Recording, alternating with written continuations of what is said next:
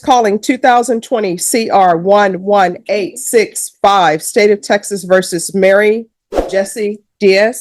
Can I have parties announced for the record for the state? Alan Jackson for the state. Defense? Charles Buck and Jim Tochi for Ms. Diaz. And are you Ms. Diaz? Yes, Your Honor. You entered a plea of no contest on July 16th to the offense of murder. According to the plea bargain agreement, punishment is to be assessed at a cap of 25 years in the prison.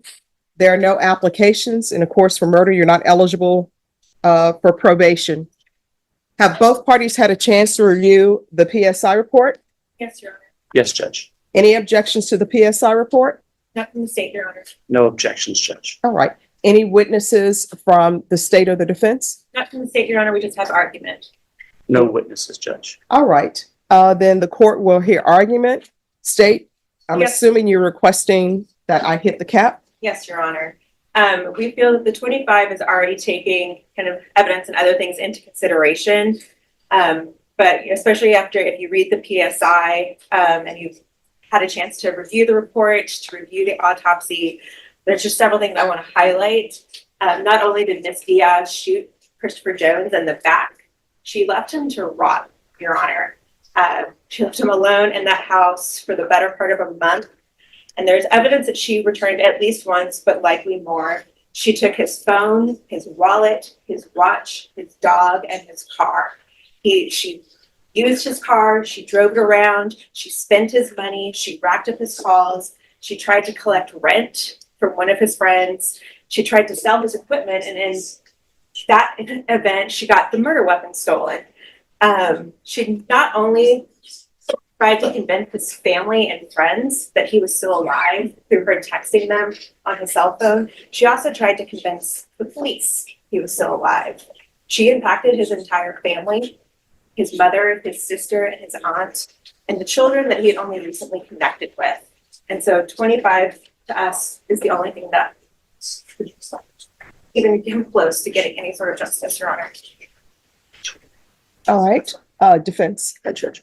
Excuse me. On behalf of Ms. Diaz, we believe the PSI does discuss quite a few things that I would ask the court to consider. First, regarding the PSI, it talks about her children, and it says she has 4. She actually has 6, just so the court knows. Factually, there are some inaccuracies in the PSI. She has 6 children rather than 4. It does discuss also some things that happened to Ms. Diaz as she grew up and some of the difficult things she faced as a young person. Now, addressing what happened on this day, and the state talks about the fact that the 25 takes into account all the factors that led up to what happened on this day, and perhaps it takes into account some of it, but Ms. Diaz, in her description of what happened that day, you know, she comes clean and she tells the court exactly what happens that day, and she's correct and she's truthful with the court in the PSI. And one of the things I think the court, you know, the state wants you to believe that she just left in there and did nothing regarding the police, but in fact, she tells the court through the PSI that she thought the police had been notified through these people, because she goes immediately and tells somebody what happened. And she tells through the PSI, she says, I thought the police had been notified. And if you read the stipulations, you'll see that in fact, the police were notified. The police were called and told, and they did nothing about it. So while Mary did not call the police, she told people what happened, and those people called the police and told the police. And then for whatever reason, the police didn't believe anything about it. And so when I think it was Vanessa and her roommate or her wife, whoever it was, when they called the police, for whatever reason, nothing happened. Now, the problem that Mary then ran into is as time passed, you know, it just kind of, you know, it became more and more difficult, and it's kind of snowballed on Mary. And certainly she should have come forward, and she didn't. And she realizes, as she stands here today before the court, she realizes she certainly should have come clean. But as time passed, it became more and more difficult, and she made bad decision after bad decision after bad decision, which led her to make the one decision that, you know, that perhaps was her one good decision, that was to accept responsibility and come before this honorable court today and say, Judge, you know, I'm here. I accept responsibility. You can see I don't think you've seen a PSI that is as accepting of responsibility as this one is. She tells you exactly what happened. She tells you why it happened. She tells you what was going on between the two of them and everything. And the good thing, if there is any good thing from Mary's version, is it's completely supported by the stipulated evidence. All the trouble that she says they were going through together is supported by the stipulated evidence. The fact that she tried to do something right after it happened and the first aid she tried to administer is supported by the stipulated evidence. So as she stands before you, she is accepting responsibility. She understands the court has to make this decision. She wants the court to know that she understands she's hurt many people. She's made a community feel unsafe. She's caused so much emotional stress to all the people that know about the case. She's done things. She's hurt his family. She's hurt her family. She's hurt everyone touched by this. But she can't change that. You know, she's by accepting responsibility, she's hoping people will see that she's doing everything she can to make it right, even though it's years too late. And then when we talk about years, in this case, we're talking about a cap of 25 years. And the court, you know, has the ability to consider, you know, obviously a cap of 25 means 5 to 25. And we're certainly not thinking by any stretch the court should consider anything between 5 and 25. The court shouldn't. This is a murder case. This is the taking of someone's life. But we're asking the court to perhaps consider something between 20 and 25 years. And I would ask that the court read the stipulated evidence, how it compares to her statement of the facts. I would also ask the court to consider the fact that she spent 1 year in jail and then 3 years on full house arrest. She didn't ask to go work. She And didn't ask. counsel, what does she mean if you turn to page 11? Of Yes, the I was PSI? going to get to that part. All right, if you can You're tell talking me about the what she fair means. part? Yes. Yeah. So when she was asked about that, I asked her about that. I said, Mary, this sounds terrible. And she says, Charles, what I was trying to say was, when this happened, he had been, our situation, his and hers, was a volatile, abusive situation, and I had to make a decision on what to do, how to react. And I reacted in a way that turns out I had to make a decision that at the end wasn't fair to me. And in other words, she doesn't mean that this isn't fair. She means the result, she made a decision that in the end, the result wasn't fair to her, and that she was placed in a situation where she had to make a decision it wasn't fair to make her make that decision. In other words, he placed her in the untenable situation where you've got to decide to make this decision. And it's not fair to put a person in a situation where you've got to choose either I'm going to do something terrible to you, or you have to do something terrible to me to keep that from happening to you. And that's not a fair decision to put another person in. And that's what she meant. She certainly does not mean that it's not fair that she's before this honorable court. So, and because I asked her about that, I've cringed just like I'm sure you did when you read that. But that she's not inferring or not telling this honorable court that it's not fair that she's here. It's certainly fair. She's here. And if it wasn't fair, we wouldn't be here. We'd be in trouble. Certainly, Mr. Tochi and myself, if we didn't think it was fair, we wouldn't have pled. We wouldn't be here. She understands, she accepts. What she meant was it's not fair to put a person in a position to have to make that choice. Hey, am I going to have to hurt you? Are you going to hurt me? And that's not fair to make a human make that decision. That's what she was trying to say on that day, not to you, but to Chris. And so that it was just an unfair position to put another person in. Thank you. So anyway, back to what I was saying is just when you make the decision, we're asking you to consider perhaps, even if it's 22 or 23 years, considering how she came clean in the PSI, and it's shown that in the stipulated evidence. She spent 1 year in the county jail. She spent 3 years on full house arrest. We believe that those factors all combined would justify a sentence of 22 to 23 years, and we ask the court to do that. Thank you. All right, state. Just briefly, Your Honor, as you always say, I feel the truth is always somewhere in between. We obviously don't have Mr. Jones' side of the story, and we now have Ms. Diaz's 4 years later. I believe it would probably be somewhere in between, Your Honor. And at the end of the day, it doesn't take away all that she tried to do to hide the truth. She had multiple occasions to tell the detectives the truth. She spent hours being interviewed and she still denied the truth. She also had contact with the police at least once, I think maybe twice, between when he was killed and when the body was discovered.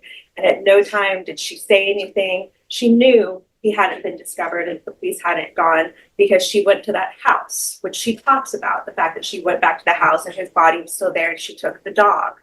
So, Your Honor, 25 is the only real option here.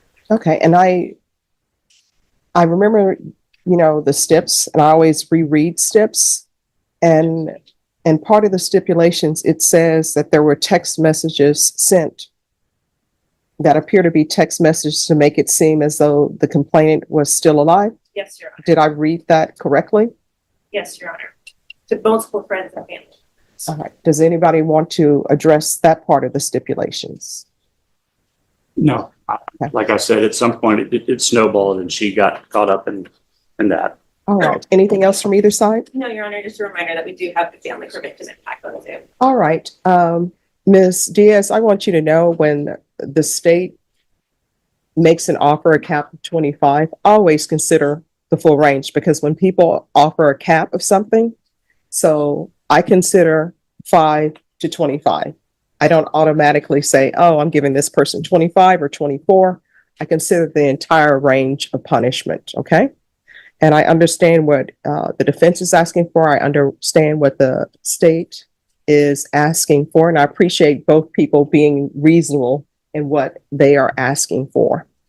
All right. As previously stated, the court is finding you guilty. The court will give you credit for any time served. The court will sentence you to 25 years in the prison. Did you review the document entitled Trial Court Certification of Defendant's Rights to Appeal with your attorney? Did you understand it and sign it? Yes, Your Honor. All right. Because this is a plea bargain agreement, because I followed your plea bargain agreement, and because you waived your right to appeal, you do not have the court's permission to appeal. Because this is a felony conviction, you're not allowed to own or possess any weapons or ammunition. If you have a question over what a weapon or ammunition is, you'll need to speak to an attorney. And counsel, I see that there were other mentions of maybe potential toxic relationship, abuse, that type of things. I'll request for you the mental health unit or the therapeutic unit, but you'll have to request it as well, because I don't have any jurisdiction to force them to put you in specific programs, but that may be of help to you. Okay. And your defense counsel will explain more to you about how you could potentially maybe get in those programs. Is there? Would the court consider granting her credit for the time she was on the monitor? No. All right. And so we are off the record. My understanding, you have victim impact. Yes, Your Honor. Do you know I have a Husi SL112C No, and a Teresa? Teresa for sure. Yeah, Teresa's the I think other family they have logged in just to be part of it, Okay. but I'm not a so but Teresa's the All right. All right. If you could please unmute. But you'll have to request it as well, because I don't have any jurisdiction. All right. Are you Miss Felix? Yes, I am. All right. And are you is she's the person who's going to give impact? Yes, Your Honor. All right. Miss Diaz, victim impact is where family members may talk to you and tell you about how this has impacted their life. Always require that everybody treats everybody with respect. Okay. Yeah. All right. Miss Felix, you may begin. Good morning. First of all, Honorable Judge Boyd, we, the surviving family of Christopher Lee Jones, would like to express our gratitude for the opportunity to give a small measure of how our family has been impacted. I was told we'd only have a few brief moments, and I've narrowed it down to 7-8 minutes, if is at all possible. Yes. I would like to start with the statement from his mother, Leela Peterson. I'm sorry, I'm pretty nervous, obviously. Chris was my firstborn and only son. My hope was that his life would be blessed and anointed by God. That's why I named him Christopher, which is Greek, and Greek means bearer, carrier of Christ, anointed, and that he would always be protected by God.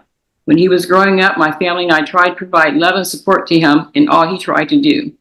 Music was always his love and gift. As he ventured on his own, I pray that his name would be a self-fulfilling prophecy for his life. His music was beginning to show how special he was. He was completing his first CD, his tribute to God. Throughout the years he was away from home, we would always keep in touch, and he would tell me about his trials and blessings that led him to writing the songs on his CD. He thought he would finally be able to bless others with his songs. Then evil crept into his life in the disguise of a trusted friend and heartlessly ended his life. All the good memories have, all the good memories have been replaced by sorrow, despair, and disbelief that this could happen. I will never again receive a call from him to let me know he's okay and share with me what has been going on in his life. The cruelest cut of all is the reality that he is gone forever from those of us who loved him, and evil still remains. Next, I would like to share with Mary. Mary, I know you know what Chris is going through with his children, how much he missed them. It had been, about 15 years, I believe, since last time he had seen them. I want to share with you what his daughter, his second daughter, Samira, shared. The day I got the call that my dad had died, my whole world shattered. I felt as if time did not exist. Everything was happening all at once, and I felt as if my life was crashing down on itself, leaving nothing but my broken heart. I remember what happened after we got the phone call. I ran to the washroom and began crying. I kept washing my face because I couldn't believe that my dad had died. It felt like a nightmare, but it was one I could not wake up from and would have to live through for the rest of my life. I stayed in my bed for weeks, heartbroken and motionless. All I could do was replay memories of my dad in my head and look at pictures in our texts because that was all I had left of him. All I could think about is how it could possibly be true. My dad is dead. I kept telling myself and praying to God that he was somewhere on vacation and just forgotten his phone, or he'd just been super tired and was resting. And that was the reason why he wasn't answering his phone. I couldn't believe it. How could this happen? Everything was going so well. It was like every other day I was just talking to him about movies. The last thing my dad said to me was about a movie that he recommended me to watch to help me with my social studies project. Even before we got in the news that my dad had died, I was already in grief. I just knew that he was gone, but a small part of me wanted to hold on to the illusions that I had made in my head. I remember I was in math class and constantly kept checking my phone to see if he had answered the message I had texted him, but still there was no answer. That was when I had my first anxiety panic attack. I got up and left class and went to the library, where I began to cry. A friend of mine came in to me and asked me why I was crying, and I told her, something is wrong with my dad. I couldn't muster up the courage to say I know that he's gone. She told me he's okay and that he's probably sleeping. But I knew my dad. He texted me right back no matter what. It could be early in the morning and he still replied to my text immediately as if he wasn't sleeping and was waiting for me to text him back. It was almost as if I was waiting for a ticking time bomb to go off and there was nothing I could do about it. Our family started to post on his Facebook page to ask where he was and for him to give us a call. But there was no answer. We had then asked my aunt to call the police to do a wellness check, and then we had to wait. I remember coming home after school, and my sister and I knew something was wrong. There was an eerie feeling. Once we got into the house, my maternal grandmother was on the phone with my mom, and though she wasn't on speaker, we could hear her crying through the phone. I've never seen my mom cry like that before, and it pierced through my heart. My grandma put my mom on speaker, and that's when we got the news. It felt as if my heart had cracked and my stomach had dropped. All I could do was go and run into the washroom to cry. The days after my dad had passed away were extremely painful. I would go through our texts and look through his photos on my phone, crying and wishing we had time. wishing that I could just say goodbye and tell him everything I wanted him to know. Like how much I miss him every day, how much I want to hug him, how much I want to see him again, how much I love him, how I'm proud of him after all his adversities, that he's gone through, and how he inspires me to do better and not give up. I wish every day that I could have the chance, a moment, even 5 minutes with my dad, but that will never happen.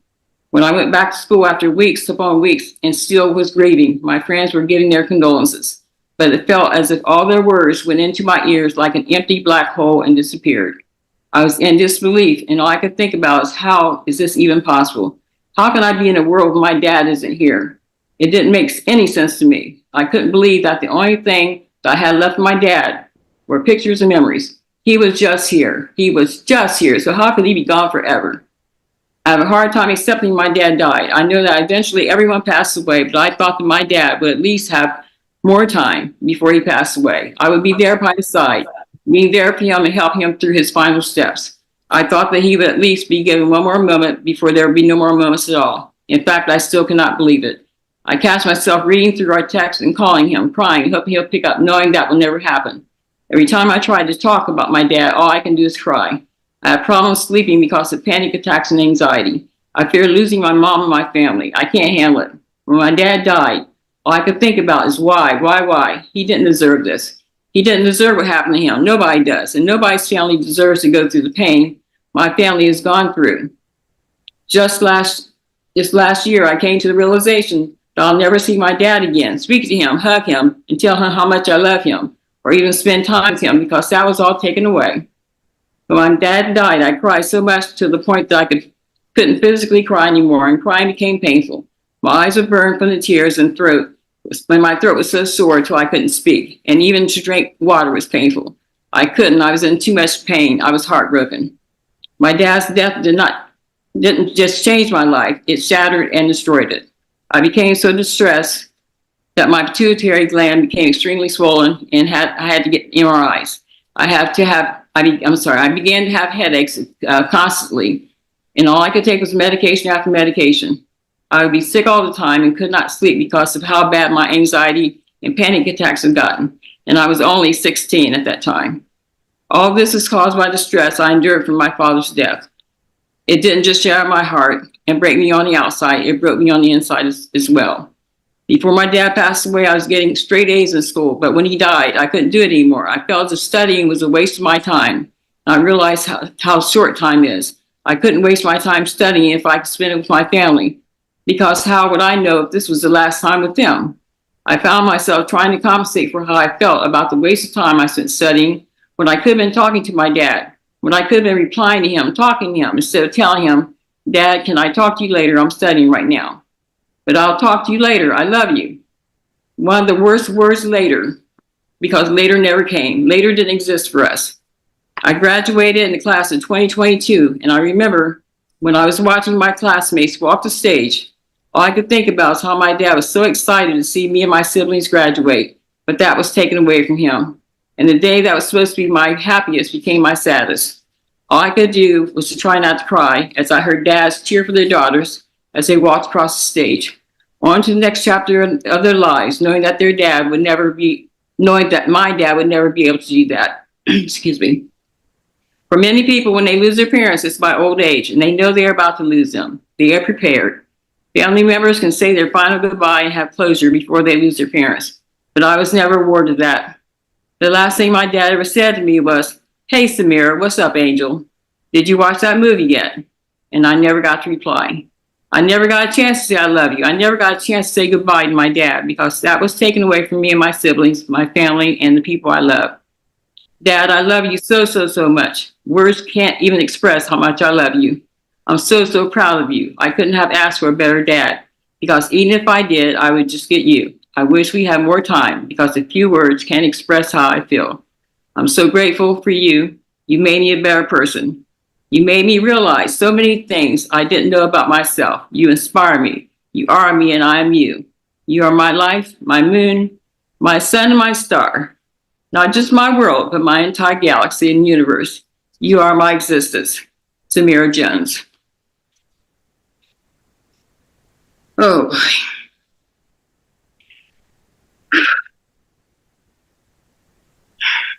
Okay, Teresa? This is hard. You know, we lost a big piece of our family.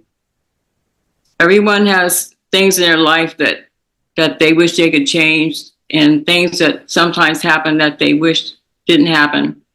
But to cover up and do the things that you did, Mary, I mean, you text me from Chris's phone telling me how Chris decided he was going to leave our whole family behind. He was moving to Texas and all this, and just rambling on and on about as if, and then when I tried to call his phone, I'm saying, Chris, why is Mary text me from your phone?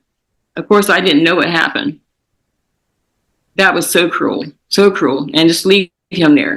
Do you realize that when we got his body back here, that was during the Period pandemic? of 5 years. Is that you? Yes, ma'am. State?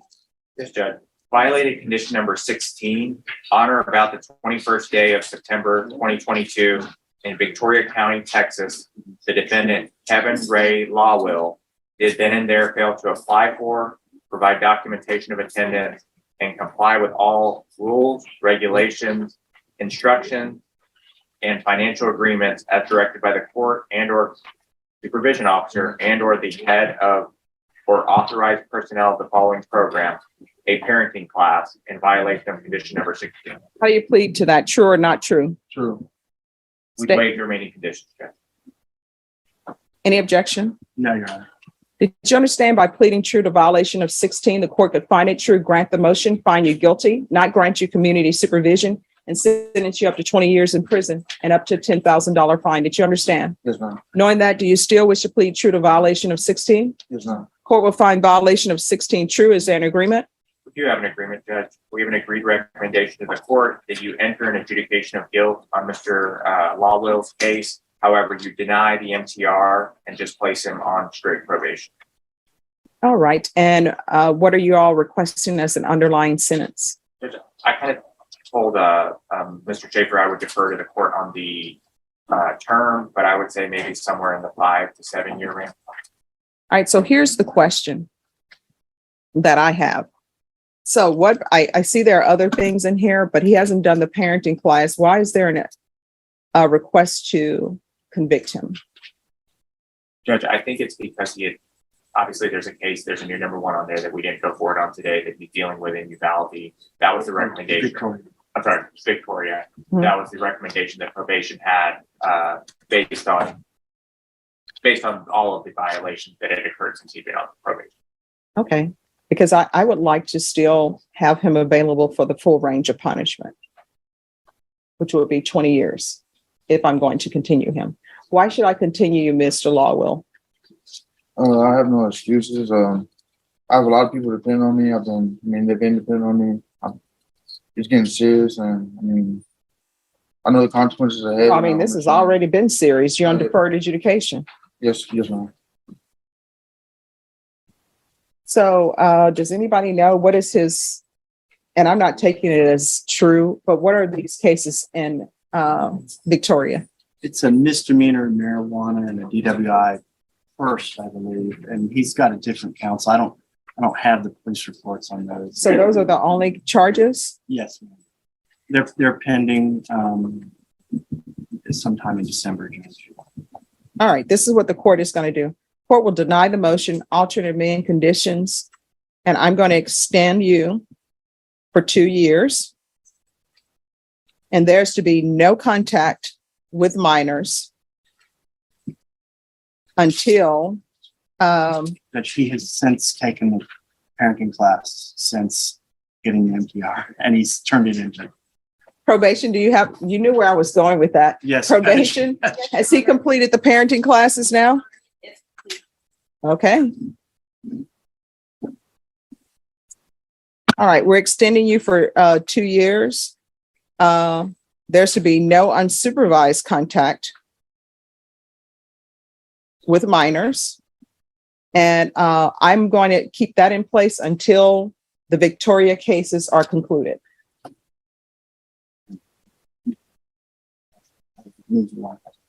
Or my parents figuring that another adult. Okay.